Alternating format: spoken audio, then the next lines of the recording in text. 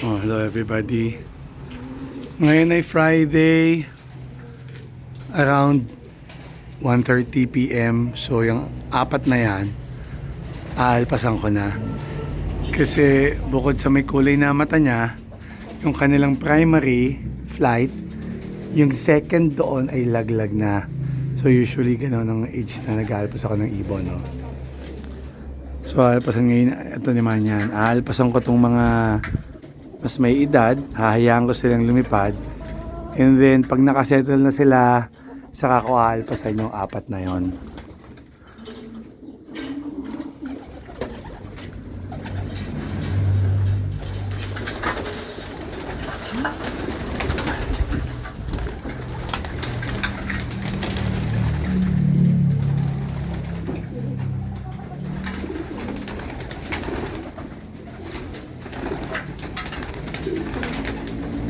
So like nasabi ko, no, ang overfly ko ay I think 5 or 6 na youngsters na nawala sa akin.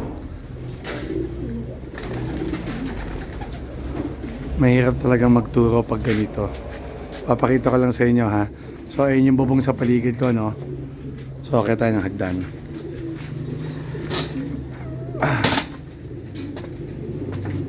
So ito yung viewing. So as you can see, halos bubong lang naman talaga makikita nila, except para sa building na yan.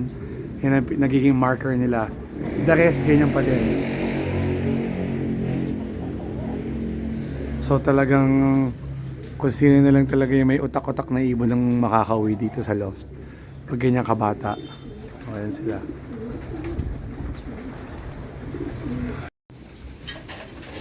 So yan, naka-open loft tayo, no. So alpasan ko na yung apat. Yan ang talagang fear nating mag-iibon, yung pitek, no? Yung mawalan. So, ang gagawin natin, maglalagay lang ako ng pangbara doon sa pinto. Ito, kaya natin to. So, ilalagay ko ito, hahayaan ko silang kusang lumabas. So, first time kong gagawin ito na manggagaling sila sa viewing, no?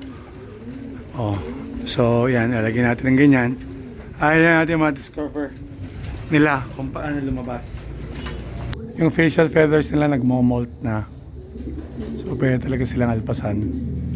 First blood. Yan. So ayun na isa. So yung ibang ginagawa katanghaliang tapat para trick na trick to yung araw. So yung mga ibon hindi lalayo, hindi lilipad. Yung ba naman ang ginagawa, ilulublob sa tubig. Ngayon, pag basa na, saka nila aalpasan, no? Pwede rin yun. Meron naman, ginugupit na yung flights, 5 flights, saka nila aalpasan.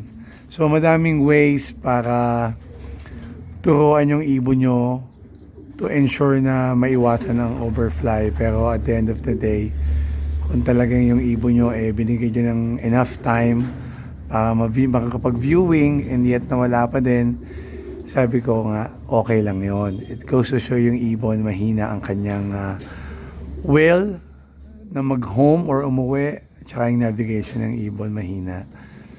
So hindi naman talaga lahat ng lalabas sa itlog ay ginto.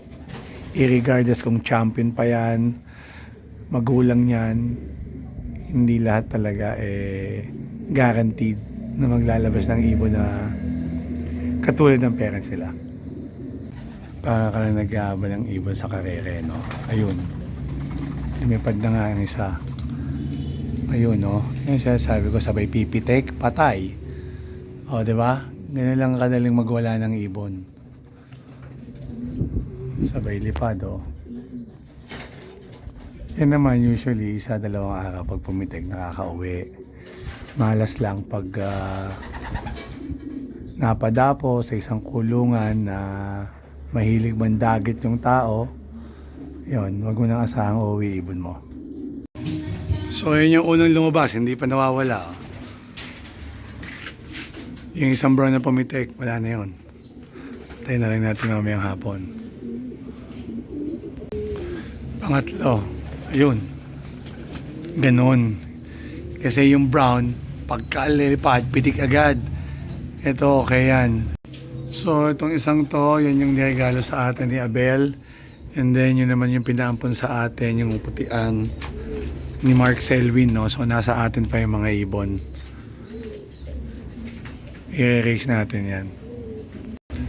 Oo nga pala, no? Yun, patay. Ayan, no? Dapo. Yan. Yung mga ganyan, pag nakatanaw yan, pag the rest of the day, hindi umalis yan, bukas pwede ko nang alpasan yan kasama ng mga matured na ibon. Ito pa isa. Oo nga pala, no? So dito sa Laguna, pumasok na ang WPFC at saka PBC. So baka kakilala niyo yung owner ng mga club na yan. Sana naman dito sa Bay Laguna ay makaabot ang inyong loading station. Anyway, let me know kung naghahanap kayo ng loading station. And then kung sa coordinator, meron akong i-refer sa inyo. Yan, PM nyo lang ako. Ang location ng ating loading station ay tabi lang ng kalsada. So very accessible. And then may parking din. Yan, doon sa mga club na gustong pumasok pa dito. Further sa Laguna, lampas ng Kalamba. Yan, kontakin nyo lang ako, Bay Laguna. So dati ginagawa ko din pag gusto ko yung alpasan ko na banda sa kulungan, no, inilalabas ko dito isa-isa sa trapdoor yung tapos na mag-viewing o alpasan na. Ang malungkot pagkalabas mo sa trapdoor, pipitik na agad pataas yun. So mas gusto ko yung of their own free will na lumabas, hindi sila bugaw eh. So ito lumabas na, no, yan. Hindi niya alam kung paano dadapo. Yun. Shoot sa alulod. O, yan na. So, 4. Malaman kung 4 pa din mamaya. So, meron ako pala tandaan sa kanila kung sino yung inalpasan ko today. That's it.